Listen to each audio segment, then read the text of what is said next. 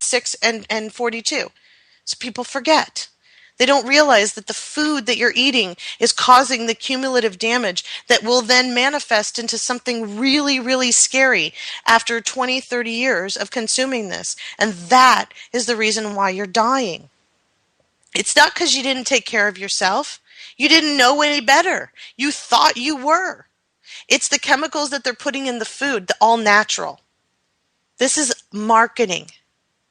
Food that is healthy for you does not come in a package, and it doesn't come with a commercial either. Yeah, and wasn't there just a Monsanto wants to label its GMO foods as natural or something like that? Did you hear about that? I wrote an article about the labeling situation. The corporations want to get together and write their own rules for labeling. And so they are pressuring the FDA, which, that's all smoke and mirrors. They want to write the rules that the FDA is going to use, and it's a voluntary mandate, which is an oxymoron in itself, because you can't mandate something if it's voluntary. This means, and did you know that because of the way that the rules and regulations are written even now, that there's stuff in your food that doesn't make it on the back side of the label because it's not part of the things that they have to label? So seriously, folks, God only knows what's in your food. You don't have the whole story just because you turned around and read the back of the label and you saw some words that you can't pronounce. There's more in there that they don't even have to divulge.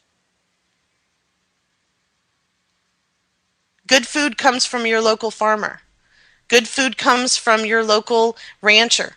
Yeah. Get to know these people. Good food comes from your farmer's market. And please, for the love of God, folks, farmers markets are a trendy way for the city to make money. Don't force your farmer to waste his money paying for a slot at the farmer's market just so he can sell you products for less money than it took for him to produce so that he could possibly stay in business.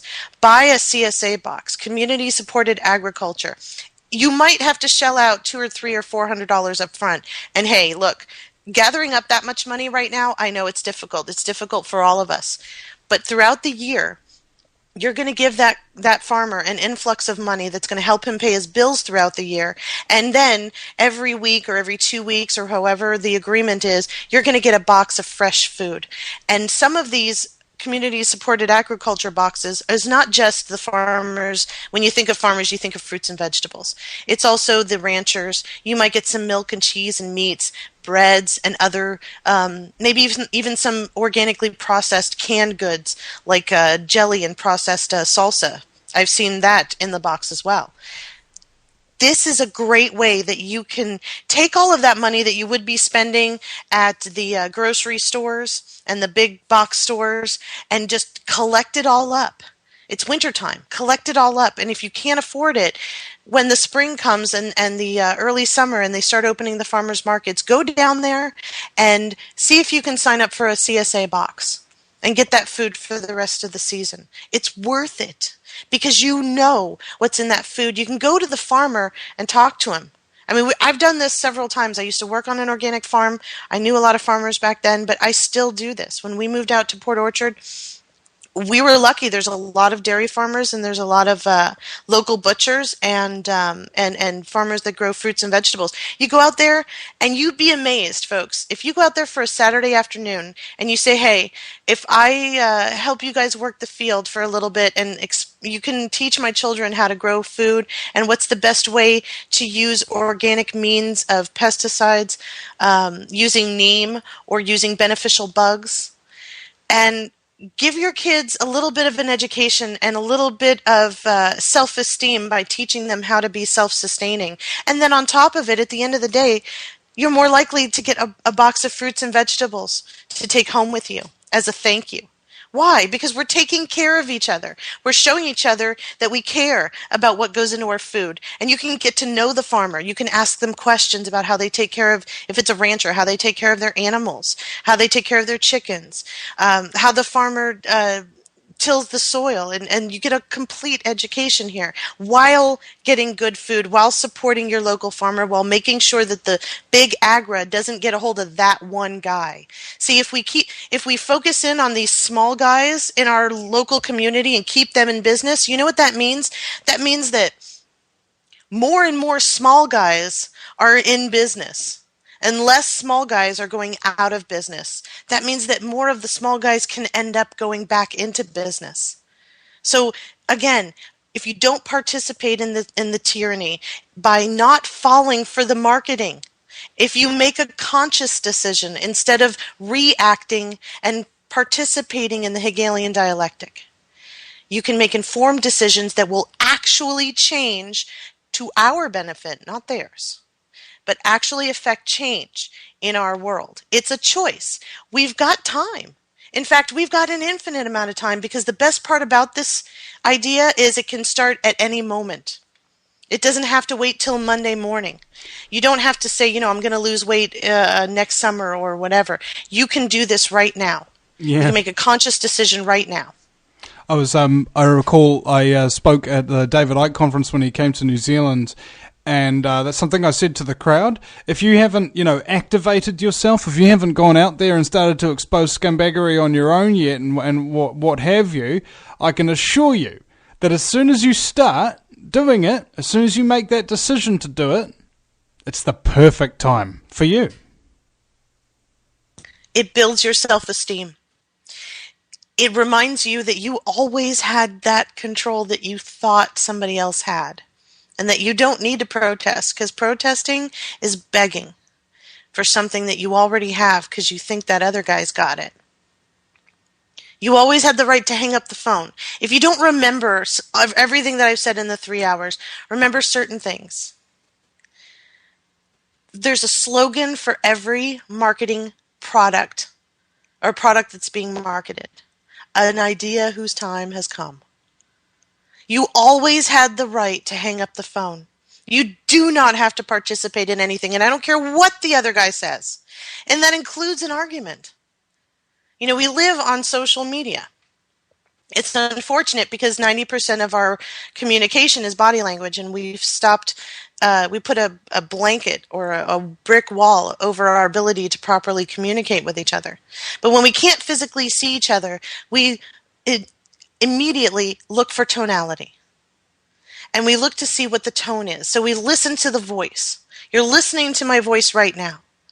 And you're hearing that throughout this entire broadcast, I have been giving you information, behind the scenes information, that will help you actually affect real change, that will help you shift from being under the spell of the marketing and the Hegelian dialectic that's happening in big ways and in very, very small ways. And if you try anything that I've said throughout this broadcast, just try it. What are you going to lose? You could gain your self-esteem back and be able to stand up for yourself and stop participating in the global tyranny. Or you can go as business as usual because, hey, it feeds into that part of you that is disenfranchised. And as long as you're complaining about the problem, the people who are creating the problem can continue to create it. And the people who are making money off of the complaining about the problem can continue to do so as well. And so the cycle of marketing and advertising and marketing and investing is complete.